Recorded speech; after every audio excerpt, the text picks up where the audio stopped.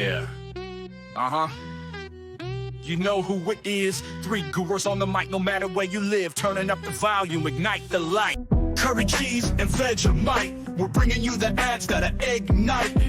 Tips and tricks to get it right. Every week we take flight. From the streets of Pakistan, spicing up the flow. Usma on the beat, now you already know. Mixing up the data like a mass solid blend. Optimizing ads so the clicks never end. Straight out of Canada. It's Colby on the scene. Cheddar sharp tactics, marketed machine. Slice through the noise, let me grade these facts. Layer up your ads, watch the clicks attract. Dave from down under, Glenn's taking flight. Spreading wisdom thick like Vegemite. Aussie insights on that PPC. Navigating waves of the Google Sea. Curry, cheese, and Vegemite. Unwrapping all the trends tonight. Get your strategies airtight. We elevate, we unite.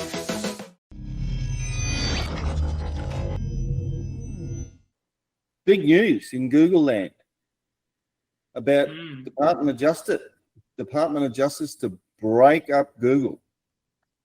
Oh, that's gonna suck. Now I'm gonna have to learn other stuff too. However, Look at all those display ads. Damn, I want to fork so bad. They basically said they got to sell Chrome. Aren't like half these browsers, like third-party browsers, running off of Chrome? Yes, Chromium. So the Chromium is like the core functionality of Chrome. The thing is, and there's a post that I made inside our Slack channel, and I'll pull this up because it's not all doom and gloom, believe it or not. It's gloom and doom. I've heard that if you have lots of money in the United States, generally speaking, everything usually works out. Yes, true. Yeah. So, Judge Mehta also found Google maintained an illegal monopoly in the search text ads market, charging more than a reasonable competitive price for ads while degrading their quality. To remedy that, the government is proposing that Google give advertisers more transparency and control. Under the proposal, Google would have to give advertisers more insight into their ad performance and costs and give them more options in how their ads are targeted. Google would also have to let advertisers export their search text ad data, making it easier to switch to rivals. So I want to add a piece here. Maybe you're getting there. There was also conversation, and I think there's something similar going on with, are they calling it the display network? Is it the display network? Because regardless, they still have a monopoly over the display network that was initially DoubleClick and all over the website, essentially. They're also controlling that market. The display network is essentially any website that has entered into the AdSense program. Yeah, which is most. Well, it is. Well, okay. Or many. It is the most because probably the remuneration is the best amongst all the different ad networks. Now, there are lots of other ad networks out there that you can use. Yeah. They're way more complex to set up, but there is still the ability to run them in there. The thing with AdSense is it's just a matter of putting script inside your site and then running plugins. It's really, really simple to set up. So that's whilst they might theoretically have a monopoly on the AdSense network or the display network, they don't own the placement. Yeah. So I was just going to say, though, the issue that I had heard is that they're still on both sides of that equation. So yes, because of that, traffic to the ads that they're serving. Yeah. And so because of that, that's another thing that could be broken up. And, I don't think we have rigorous journalism here, someone to fact check me. But from what I know, I think there's something very similar with the display network. And they said the same thing, that it's going to result in more transparency being needed and more things. So you think about PMAX now, and all we do is complain about PMAX. Does this mean that we might get to resort to more broken up things? Does this mean the end of PMAX? Maybe, because they might not have that smooth connection if they have to break everything up. true. Or they just might give you more control over it. And Well, that's- the toggles that we wanted, Yeah. we might get access to all of that. Because they do have it all in the back end, all the information. Google reps have all of it. We don't. Yeah. And that's the thing. And we've all spoken about this, and even in the mastermind, everyone speaks about this, is Google knows of all this click fraud. They know there's click fraud inside the display network and inside YouTube.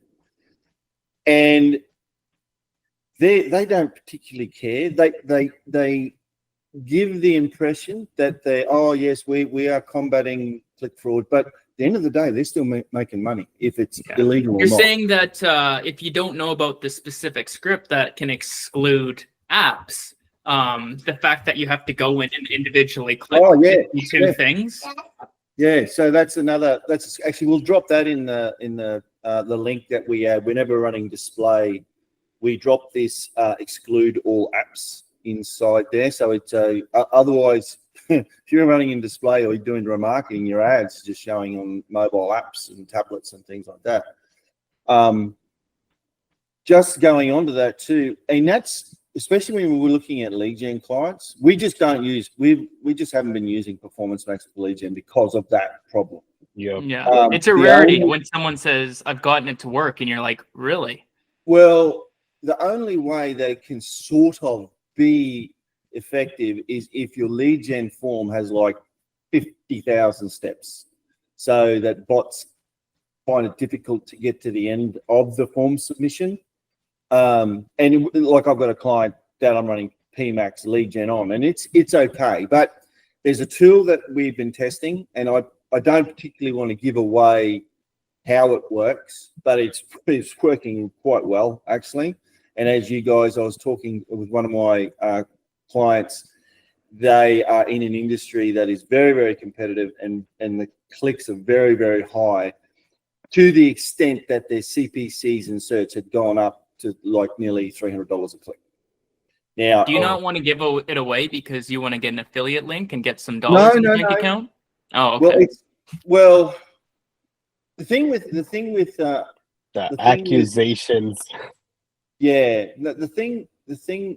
Oh, look, at the end of the day, it's a tool called Polygraph. There's ClickCease and all these other ones, but they work you weren't on, supposed to give it away. I'm not going to explain how the technology works, because then the bots will work out, they'll reverse engineer it and they might block it. But at the end of the day, they've developed a protocol or a system that is able to identify bots and then stop them from clicking.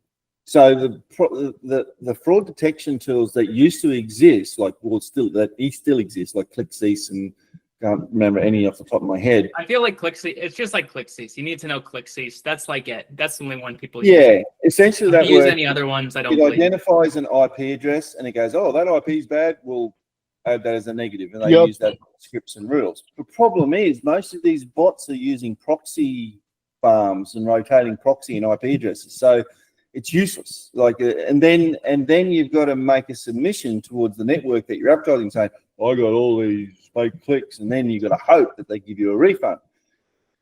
Ideally, what you want to do is identify via the browser the footprint of who's viewing, and then stop them from taking any action on your content.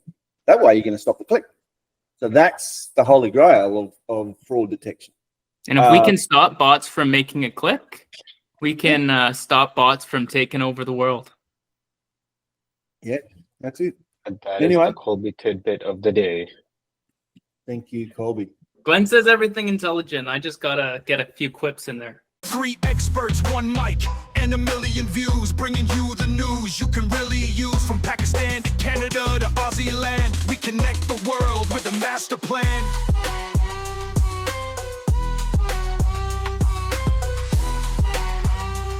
So plug in, subscribe, don't miss the show. Curry, cheese, and Vegemite, let the knowledge flow. Google Ads secrets we unveil and write. Every week we're live, come join the flight.